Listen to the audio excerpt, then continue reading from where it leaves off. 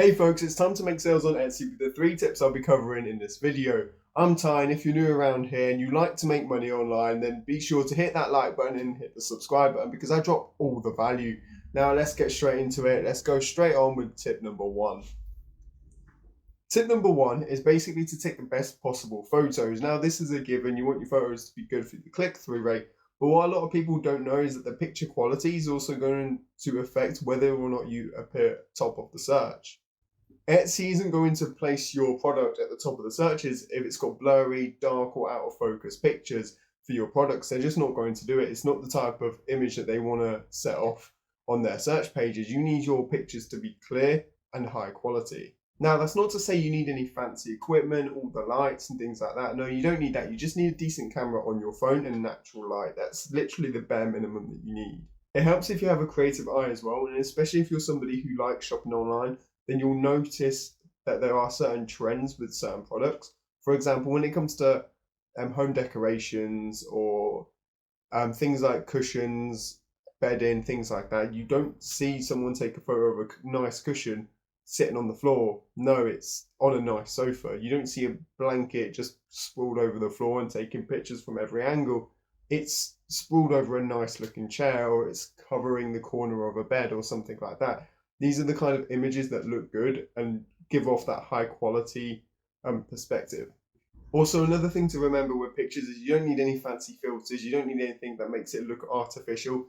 Just like I said, a good camera and decent natural light is all you need, really. Moving on to tip number 2. Tip number 2 is to basically study the SEO.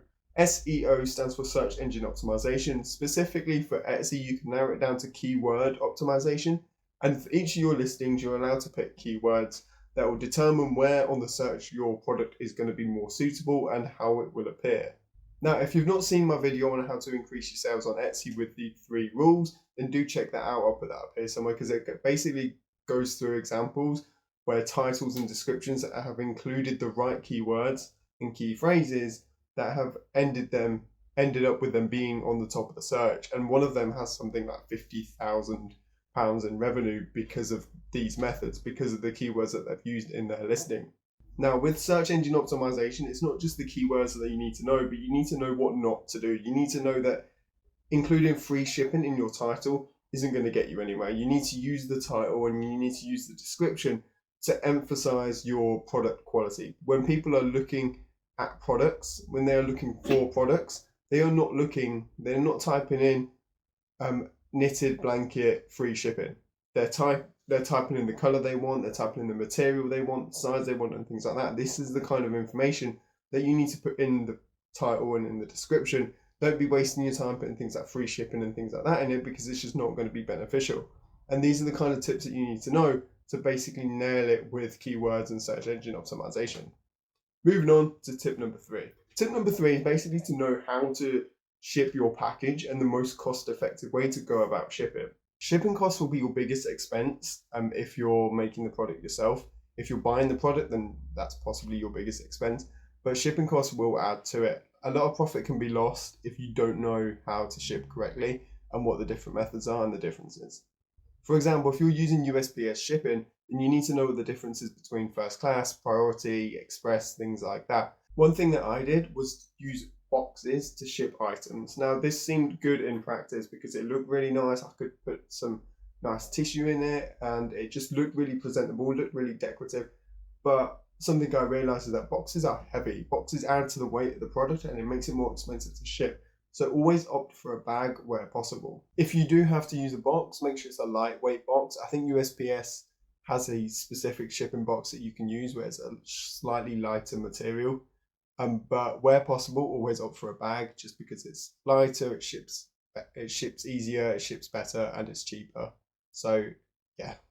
Tip number 4 is to sell in bundles and take advantage of upsells. Now, as somebody who sells on Shopify and does all that drop shipping stuff and makes use of the upsell apps, I know that upsells can add huge revenue to your business if you know how to do it correctly. If you've got a product, let's say a candle, for example, people tend to buy these in 2 or 3. They might just buy the single one. You can upsell that and sell it as a bundle. For example, you can offer a small discount if they buy a pack of 4 candles or something like that. And that basically entices them and incentivizes them to in their head, they're thinking, I'm going to save money if I go for this bargain, which is buy the four. The good thing with bundles or upsells is that it can open your store up to a variety of possibilities. If you're selling a physical item, you don't necessarily have to bundle it up or upsell it with another physical item. You could pair it up with a digital product. For example, if you're selling craft sets, you can now then bundle it up with a ebook on crafts for beginners or how to make your first card and things like that. And because it's going with a digital item, there's not going to be any additional expense for shipping or anything like that. It's just digital download. So extra revenue, no impact on shipping or anything like that, which is a massive, massive advantage. Tip number 5 is to use social media. Now we have loads and loads and loads of different possibilities here. You've got TikTok, you've got Pinterest, you've got Instagram, you've got Facebook, Snapchat, and all of the above. And just one of these, just utilizing one of these and committing yourself to one will do wonders for your store. Now, on my Shopify dropshipping websites, I use Instagram. On my Etsy, I do see a lot of traffic from Pinterest.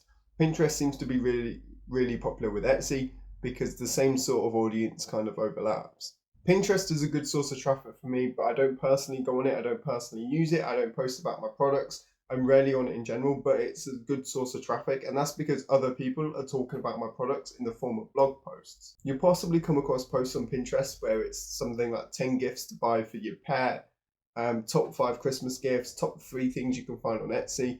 If you can get your product in one of these to be featured in one of these posts, that's opening up to a whole new marketplace of traffic, which will drive straight to your store on Etsy and hopefully convert into sales. The key to getting featured on these posts is basically exposure. So search engine optimization, keyword optimization, getting your products featured and basically on the top pages are going to make it more likely that you'll be featured in blog posts and open up that new source of traffic. Alternatively, if you know how to use Pinterest and you're good with that sort of thing or any social media, then you can start talking about your products on that and drive traffic that way. Speaking of other social media sources, you've got TikTok. TikTok is another good source of traffic as you can showcase your product and your features in a short few second video.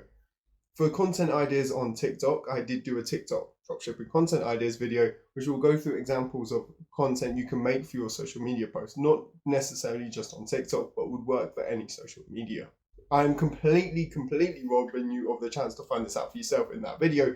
But one of the ways is basically to post a video about your order fulfillment process. So from start to finish, you receiving the order, you packing it, you putting nice little things into the delivery, and then you shipping it off. That's a nice little video, and it basically demonstrates how your business works.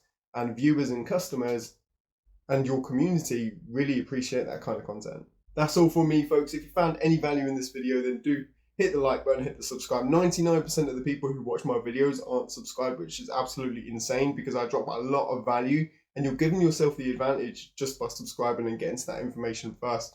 So be sure to do that and be sure to check out my other videos. Thanks ever so much for watching and I'll catch you in the next one.